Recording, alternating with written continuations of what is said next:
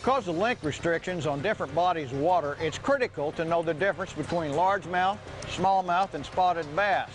Brian Snowden explains in this week's Bass School 101. Class is now in session. Whether you're a tournament angler or just getting started in fishing, you need to know the difference between the species. This is due to some lakes have different restrictions on the size of bass you can bring in. So let's talk today about the different key features between the species of bass. This here is a largemouth bass. Let's look at some of the key features that differentiate this species from other species. First of all, the spiniest dorsal fin is separated from the soft dorsal fin by a deep notch. The last spine is less than half the length of the longest spine. The fish has a dark green color with even dark-edged lateral bands. The upper jaw usually extends beyond the eye. Largemouth bass love cover. You're going to find largemouth bass around laydowns, boat docks, weed lines, submerged timber, and a lot of times I like to throw big baits around there to catch largemouth bass and you can work through the cover easy. This here is a spotted bass, also referred to as a Kentucky bass.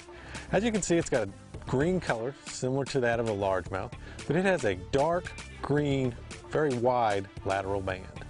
The spiniest dorsal fin is separated from the soft dorsal fin by a shallow notch. The last spine is more than half the length of the longest spine. The lateral band is often seen in blotches or in vertical streaks, and occasionally spots will occur. A very common and easy way to tell the difference between a spotted bass and a largemouth is to feel their tongue. It should have a rough patch if it's a spotted bass. It feels almost like their teeth.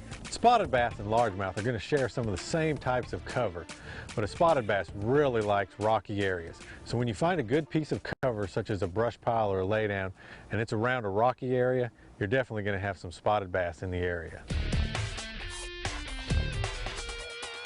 A smallmouth bass is going to be more on open water areas with a lot of rock or scattered weed lines. They'll move around a little more, so they're going to be a little harder to pinpoint. As you can see, he's brown in color with no lateral band. The spiniest dorsal fin is separated from the soft dorsal fin by a shallow notch. The last spine is more than half the length of the longest spine. Occasionally, very faint vertical bars. And the upper jaw usually does not extend beyond the eye. And those are some of the key features for identifying different species of bass. Class dismissed.